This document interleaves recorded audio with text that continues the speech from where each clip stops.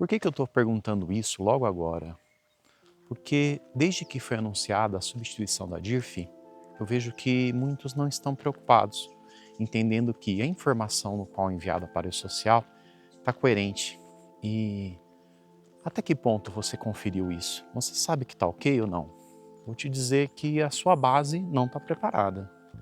E nesse vídeo eu vou te dar alguns pontos aos quais você precisa avaliar urgentemente. E você precisa fazer esse processo por etapas. Como por etapas? Bom, dependendo do mês que você estiver vendo esse vídeo, você já enviou um monte de informação errada ou um monte de informação incompleta. Tá? Assista esse vídeo com muita atenção, tá? Para avaliar onde você errou, o que precisa ser corrigido. Trace um plano de ação para que você possa, neste momento, corrigir tudo que você ainda vai enviar, passe a enviar corretamente e depois trabalhe com um plano de ação refazendo o que você já fez. E agora nós vamos ensinar cada etapa e toda a atenção que você vai ter que ter. Então vamos fazer um apanhado. Em 2018 foi o ano de início do envio social, com a versão 2.5. A partir dessa versão, você fez o envio com algumas características exigidas pelo layout, ok? E esse layout, ele inclui tanto as incidências como INSS, FGTS, IR e posteriormente entrou o PIS, ok? Mas o nosso foco aqui é IR. Naquela época, houve já a demanda de adiar a entrada em produção e a substituição pela DIRF, ok? Então, quando foi feito o envio, se você entrar e ver o layout do social, vou colocar aqui na tela o print sobre isso, note que não existíamos várias incidências que foram implementadas posteriormente com o início do layout simplificado, que é o layout 1.0, depois ele evoluiu e agora estamos no layout 1.3. A partir do layout 1.3, aí sim estava preparado para a substituição da DIRF. E a partir desse layout é que a Receita consegue receber as informações para as quais foram enviadas para a social. Te pergunto, aqueles eventos que você enviou lá no começo do social, você retificou eles? Você revisou as incidências deles? Vamos falar sobre isso agora. O INSS que você desconta do funcionário, tá? Ele é vinculado a uma rubrica de previdência, ok? E essa rubrica não é repassada para a Receita. E esse é o ponto que eu quero chamar a atenção, um dos problemas a serem avaliados, tá? Mas como assim? Por que não vai essa informação? Porque eu quero que você entenda que o e-social, ele é composto de flags de incidência ou de recolhimento, tá? No caso eu tenho o INC, INSS, FGTS, IR e eu tenho as rubricas. Elas, por mais que a TOTUS case essa informação, tá, em alguns pontos, então essa codificação ela é feita baseado numa consequência, se é essa palavra que eu posso dizer, entre código de cálculo, tipo de evento e rubrica que você associa para o governo, tá? Para a Receita, para a Previdência, essa informação é totalmente desconexa, tá? E isso cria uma confusão enorme, até porque, por exemplo, hoje você tem um código de incidência para a parte de IR informando que você teve o recolhimento de IR. Aí você pode me perguntar, mas isso não é feito de forma automaticamente pela TOTUS? Sim e não. Por que sim e não? Porque, voltando lá ao que eu estava falando sobre o início do social, em 2018, qual foi o maior problema? Como ele passou a ser faseado, tá, no layout simplificado, ou mesmo no 2.5, vamos pensar que o pessoal, a grande maioria, entrou no primeiro bloco de empresas. E esse primeiro envio, ele foi feito de forma mais simples, não tinha toda a codificação correta para a substituição da DIRF. E o que acontece? Em nenhum momento as empresas sentaram para fazer uma revisão desses envios, ou seja, toda a informação que foi feita lá em 2018 é a informação hoje válida. Mas o e-social, se você abrir o layout do e-social e estudar ele, você vai ver que muitas rubricas, por exemplo, elas caducaram, elas não têm mais validade. Ou mesmo hoje, se você vai pegar um provento, tá? Um evento, provento, e coloca lá por exemplo, que ele não tem incidência de R por si, o e-social não aceita só você falar que ele não tem incidência de R. Aí você deve ter mentalizado aquele erro que ocorre na hora que você faz esse processo. E até agora você, às vezes, nem sabe para que é. Aí você vai lá e o consultor pediu para colocar com o código 79. Essa codificação é o que veio para substituição da DIRF. Ele traz toda a carga de informação na qual você passa a ter a informação de forma correta. Deixa eu ver, like é aqui. Agora eu fiz por você, você não fez ainda, né? O INSS, por exemplo, que é um evento bem antigo, tá? Um evento que você enviou lá em 2018, a incidência dele, em muitos casos que eu vejo, não incide IR, somente. E não é.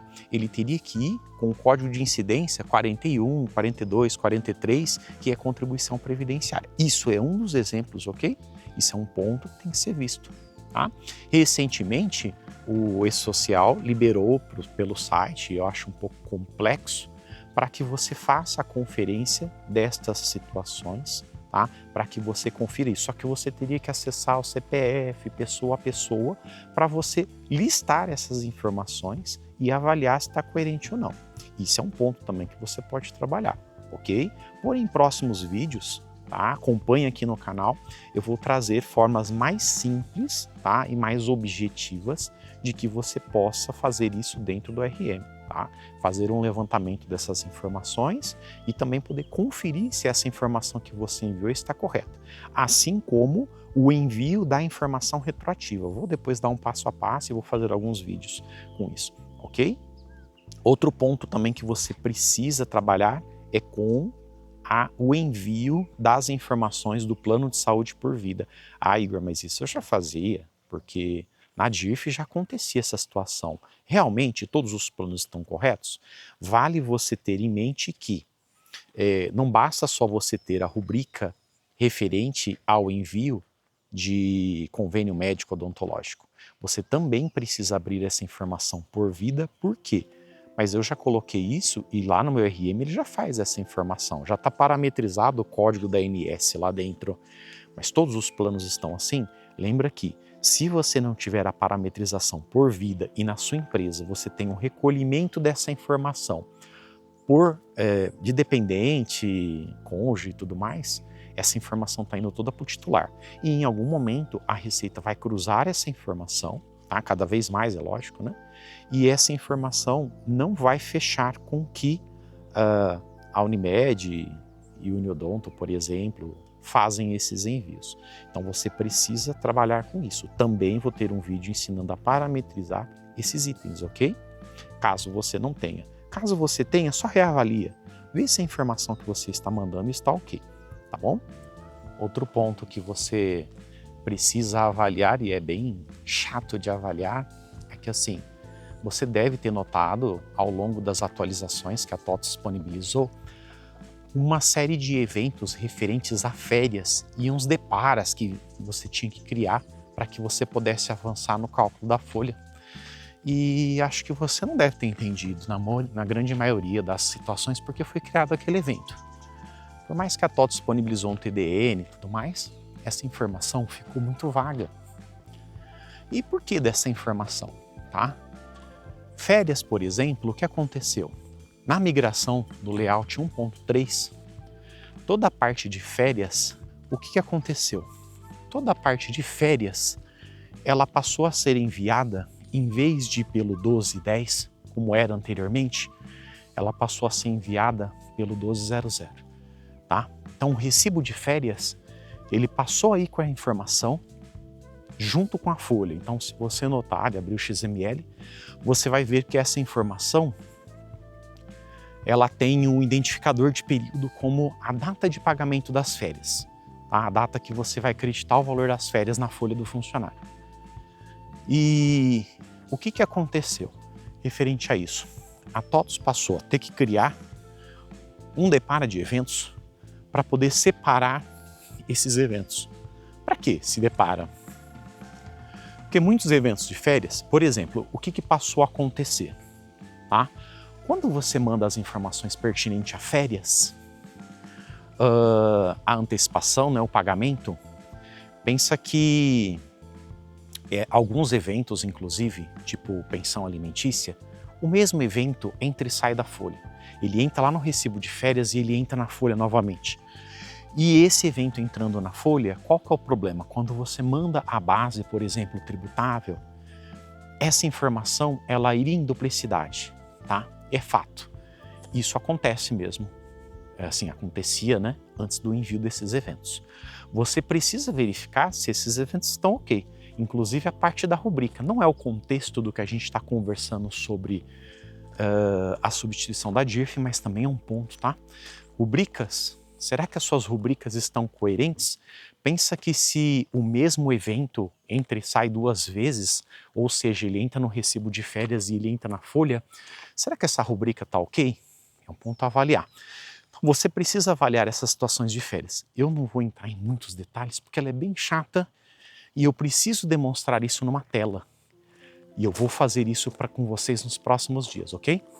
Fique atento também que o E-Social está disponibilizando uma série de relatórios para que você possa confrontar os dados que estão lá, tá?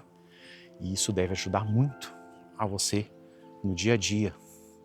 Importante que você passe a fazer uso desses relatórios para conferência, salve eles e avalie a informação que o E-Social hoje tem. Por quê? Por exemplo, hoje você não tem informações sobre o PPP digital. Então, se a informação estiver inconsistente lá no cadastro do E-Social, como é que você sabe se o funcionário vai gerar essa informação e faz sentido com a informação que você espera que ele receba? A mesma coisa vai acontecer com a situação do informe de rendimentos, por exemplo.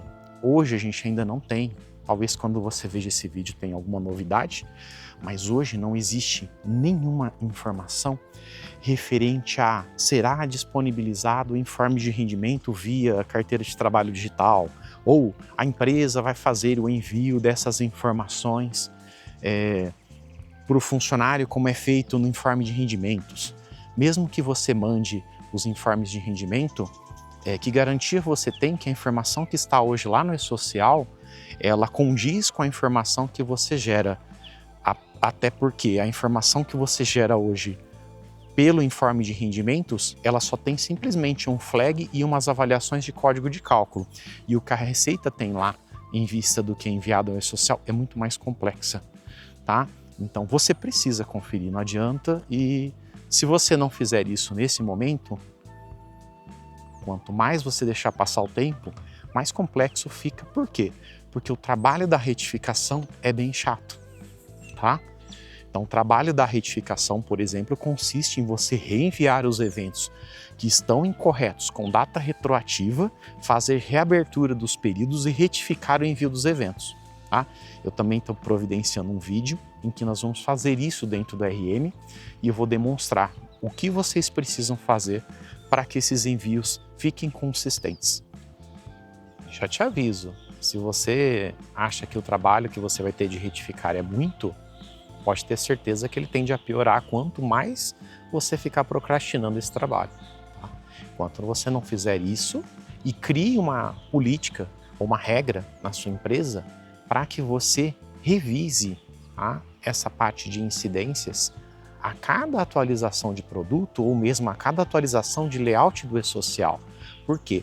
Porque essa atualização, por mais que a TOTUS solte um comunicado, ela fica na surdina, porque a maioria das pessoas ignora ou não lê as novidades de versão, e não lê, ou não acompanha, ou não segue a TOTUS em muitos comunicados. Oi? Não tô vendo like? Cadê? Tá aqui? Ué, não tô vendo o seu like. Você não vai dar like não? Não vai dar like não? Então eu vou parar por aqui.